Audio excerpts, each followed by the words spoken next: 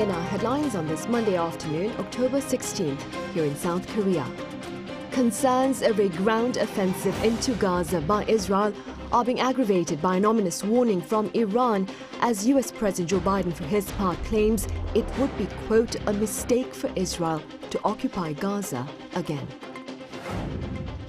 Meanwhile, the South Korean government decides to further extend its fuel tax cuts until the end of this year in light of the rampant uncertainty surrounding the potential impact of the conflict between Israel and Hamas on global oil prices. Also here in Seoul, a public square that served as a meeting place between the king and his people has been restored and reopened for the first time in a century in front of Gwanghwamun Gate, which leads up to Gyeongbokgung Palace. Israel's retaliation against Hamas continues, even as the losses of lives on both sides of the border surge past 4,000. Our Ising-jae starts us off. The death toll from the armed conflict between Israel and Hamas has surpassed 4,000 as of Sunday. The Palestinian side said the death toll from Israeli bombardment of Gaza reached at least 2,670, while Israel says more than 1,400 Israelis had been killed since fighting began over a week ago. In total, over 13,000 people on both sides have also been injured, including 9,600 in Gaza. Meanwhile, the UN peacekeeping mission in Lebanon said Sunday that its headquarters was struck by a rocket amid exchanges of fire on the border with Israel. According to the United Nations interim forces in Lebanon, a rocket shell landed on its site in southern Lebanon, and they are working to identify where it originated. No casualties were reported. Meanwhile, hundreds of thousands of Gaza residents fled their homes in northern Gaza as the Israeli military opened a 3-hour window from 10 a.m. to 1 p.m. on Sunday in which they said they would not conduct military operations. Israel said it would continue to allow Palestinians to flee Gaza to relocate southward. As Israel's expanded emergency cabinet met for the first time on Sunday, Prime Minister Benjamin Netanyahu vowed that Israel is gearing up to demolish Hamas in Gaza. The ministers started off with a moment of silence for the over 1,000 Israelis killed in the recent escalations. Netanyahu said the force of unity sends a clear message to the nation, the enemy, and the world. Isung-jae, Arirang News. Now, fears of a ground offensive into Gaza by Israel are being aggravated by Iran's threat of intervention. And while US President Joe Biden, for his part, has reaffirmed his support of Israel, he's also warned against a reoccupation of Gaza by his ally. Our Shin Ha-young reports. Ahead of an expected ground operation in the coming days, Iran has warned Israel against regional escalation and signaled its readiness to intervene, citing the occurrence of war crimes in the current conflict. If the organized war crimes of the fake regime of Israel are not immediately stopped, anything is possible. The U.S. has also mentioned the possibility of regional escalation. In an interview with CBS News on Sunday, National Security Advisor Jake Sullivan expressed concern about the potential opening of a second front in the north, as well as Iran becoming involved. We are concerned. We see a real risk of escalation on the northern border, and we will continue to monitor the situation closely on that northern border. Also speaking to CBS News on the same day, President Joe Biden expressed support for Israel by emphasizing that Hamas must be eliminated entirely, but added that there must be a path for a Palestinian state. He also warned Israel not to occupy Gaza. Asked if he would support any occupation of Gaza by the U.S. ally, Biden said Israel's occupation of Gaza would be a big mistake, as Hamas doesn't represent all the Palestinian people. In the meantime, according to Reuters, U.S. and Israeli officials are discussing the possibility of Biden visiting Israel soon, following an invitation from Israeli Prime Minister Benjamin Netanyahu. On Saturday, President Biden held successive conversations with authorities in both Israel and Palestine. After a conversation with Netanyahu, Biden reiterated unwavering support for Israel in a social media post. He also emphasized the U.S. commitment to humanitarian efforts for civilian protection and military support. Biden also engaged with the head of the Palestinian Authority, Mahmoud Abbas, where he offered support with urgently needed humanitarian assistance for the Palestinian people, especially in Gaza. Meanwhile, the Pentagon has ordered a second aircraft carrier strike group to the eastern Mediterranean near Israel to deter Iran or the Lebanese militant group Hezbollah from joining the Israel-Hamas conflict. The USS Gerald R. Ford carrier strike group arrived in the region last week. 신하영, Arirang News.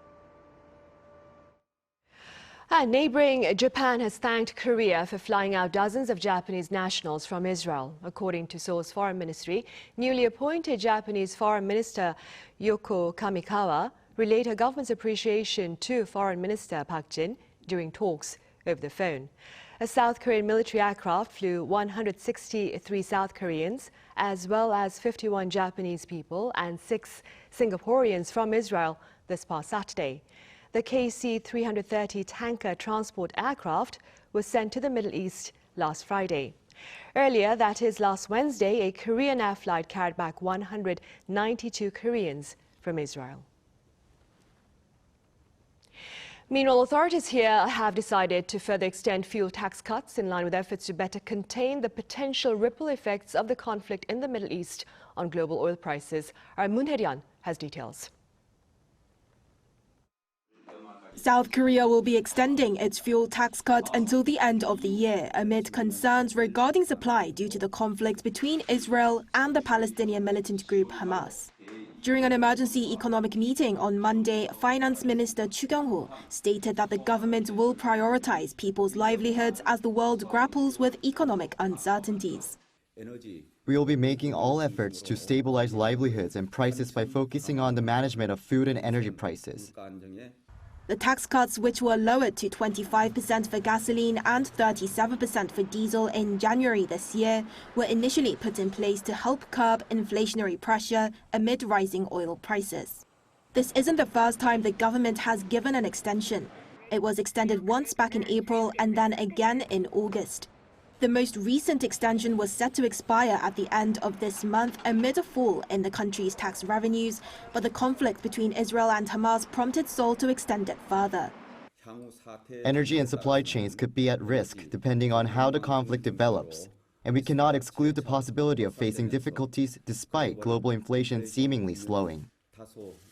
Bloomberg Economics also released a report last Friday forecasting an oil price hike of more than $64 to $150 per barrel should the conflict develop into a war between Israel and Iran.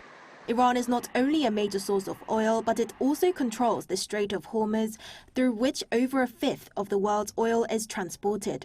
If Iran blocks this route due to military engagement, a sharp rise in oil prices would be unavoidable. International oil prices surged by around 6% last Friday due to reports that Israeli ground forces were about to be deployed in the Gaza Strip. Chuu said that the South Korean government will remain vigilant in order to respond as quickly as possible to any new situations that may arise. Moon Hye-ryan, Arirang News. In other news, there are subtle yet tangible signs of improvement in Korea's exports of ICT goods amid relative stability in the semiconductor industry. Our An Sung-jin has the latest trade numbers. As South Korea's tech exports in September reached $18.1 billion. According to the Trade Ministry on Monday, the country saw a $7.3 billion trade surplus in ICT trade. Though still showing an on-year decline, tech exports have improved from May, leading to the smallest on-year decline of the year, at 13.4% last month. This is mostly due to an improvement in the semiconductor industry, which saw its highest export value this year as inventories cleared out. With semiconductors having a relatively sluggish start to 2023, September's value of exports was the highest of the year so far. Semiconductor exports were still lower than for the same month in the year before, but that on-year decline has decreased to 14.4%. With semiconductor exports standing at around $10 billion as memory and system semiconductors both improved. However, the weak prices of memory chips is slowing their recovery. Meanwhile, the export of displays was in the black for the second consecutive month as OLED exports increased. China takes up nearly half of South Korea's ICT exports, but exports to China were down 22% on-year. Exports to Europe in September decreased by 12.2% on-year, while exports to the U.S. also fell by 18.7%, even though exports of mobile phones saw an increase. ICT exports to Vietnam, meanwhile, saw an increase of 1.9%. Though there are slow signs of recovery in the tech industry, with an overall slowdown in the global economy, exports of mobile phones and computer devices continue to decrease. Han Sung-jin, Arirang News.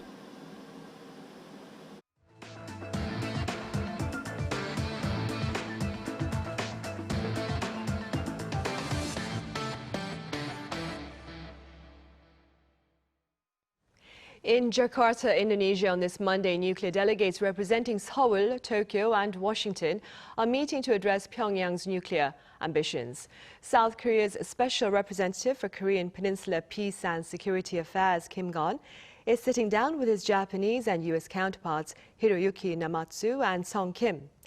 Topping their talks are security threats posed by North Korea, including its military cooperation with Russia.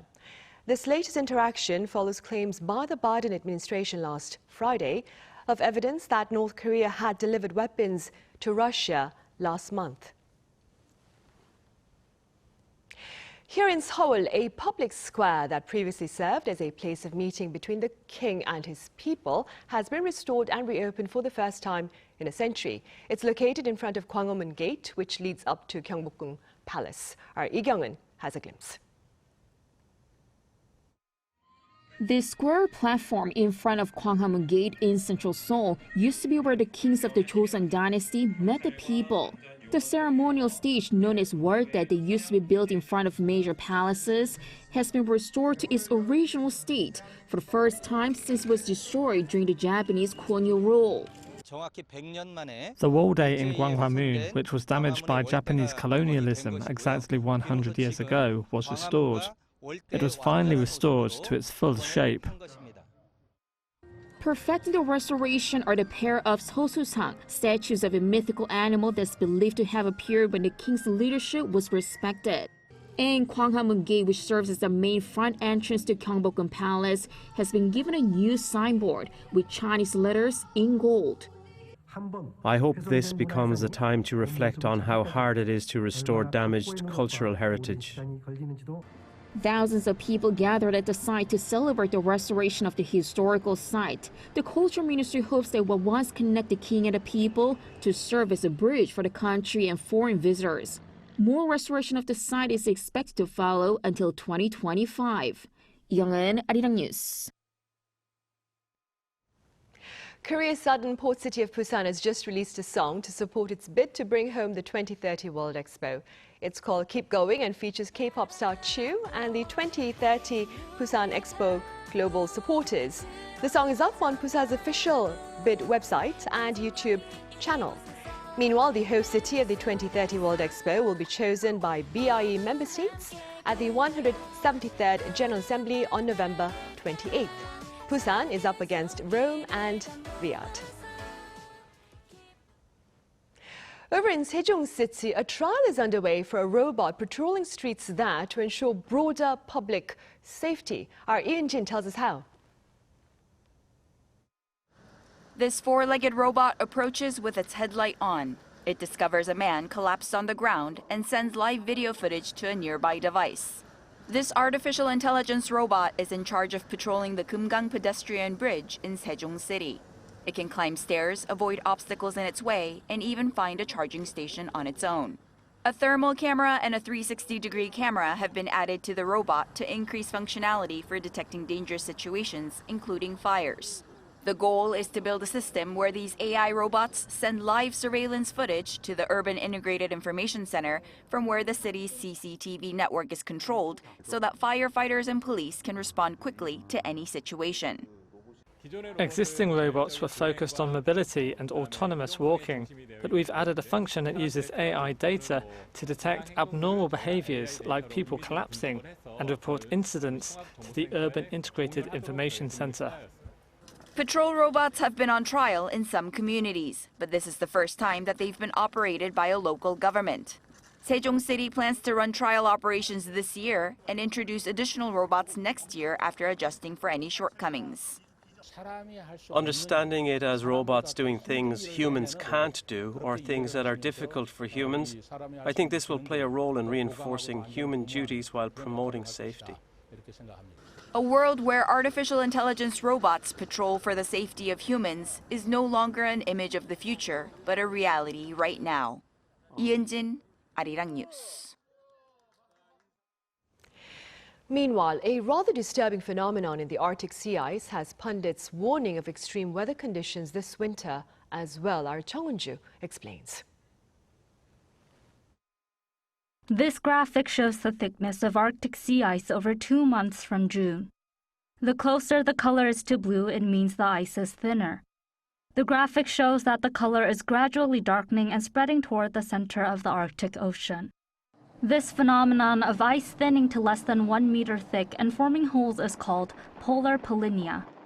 Polynyas, which occur in the Arctic during the summer, typically occur in coastal areas connected to land. It's unusual for an ice hole to be created in the middle of the sea like this, and its size is at least 10 times the size of existing polynyas. It's believed that these polynyae were formed by the inflow of relatively warm seawater, while sea ice was thinning due to global warming. The concern is that once a polynya forms, it can lead to the emergence of even larger holes in the Arctic Ocean. Since polynyas supply a substantial amount of heat to the atmosphere, if they persist for an extended period, they can affect abnormal weather patterns. As the Arctic temperature rises, the jet stream weakens, which can cause very cold Arctic air to flow into mid-latitude regions, including South Korea. This will expose those regions to frigid Arctic air, and they may experience temporary cold spells. Furthermore, polynyas can impact the Arctic Ocean's ecosystem by exposing more of the sea surface. The research team emphasized the need for continuous monitoring and preparation for not only South Korean waters, but also all oceans around the globe, as polynyas could lead to a reduction in Arctic sea ice if they persist. Chuu, Arirang News.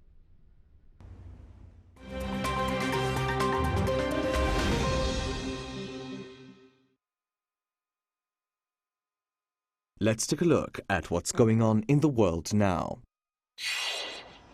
Afghanistan has been hit by a third earthquake in the space of a week. Save the Children says that at least 4 people were killed in Sunday's quake and around 150 were injured.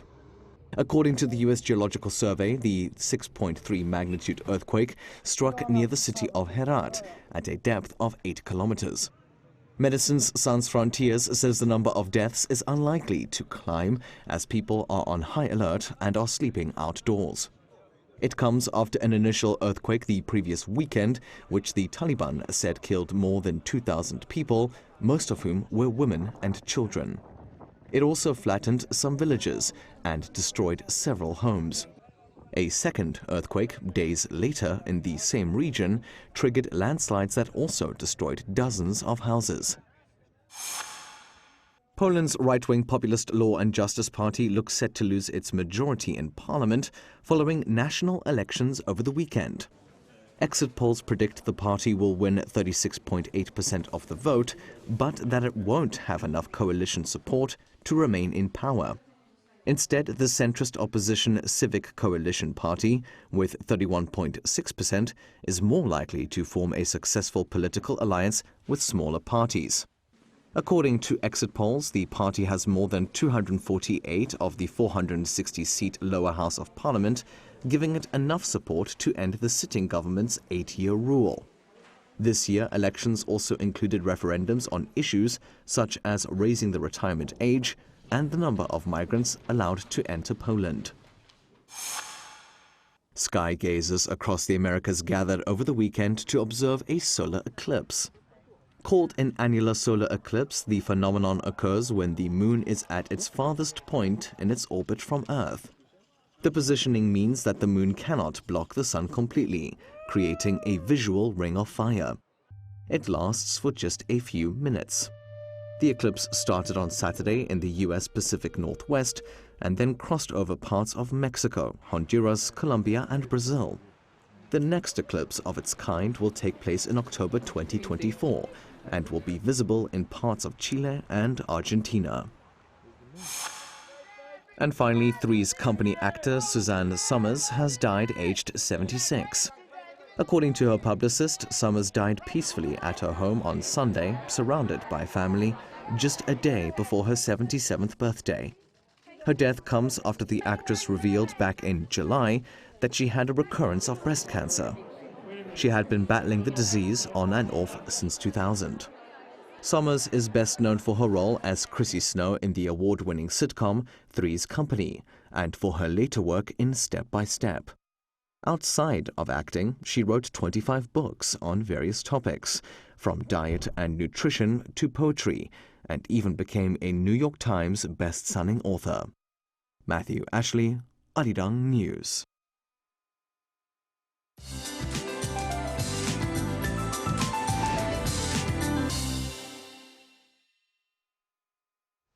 Good afternoon. There was a noticeable dip in temperatures over the weekend in central parts of the country.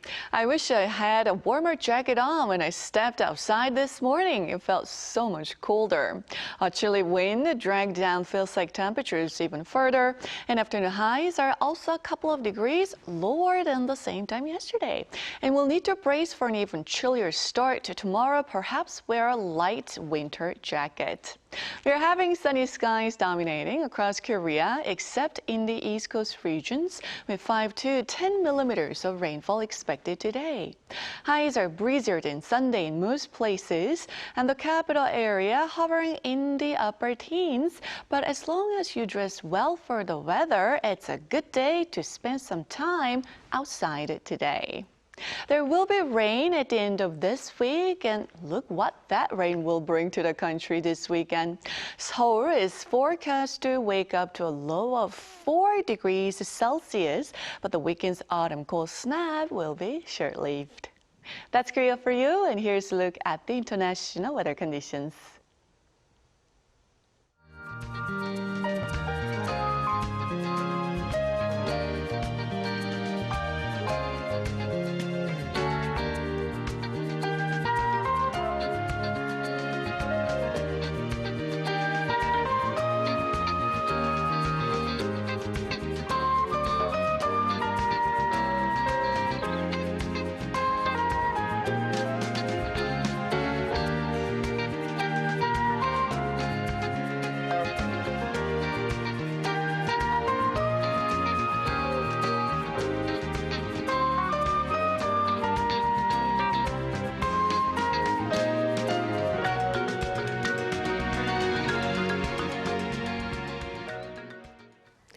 And those are the headlines at this hour. We have our panel session coming up right after this break, so do stay with us. Thank you for now.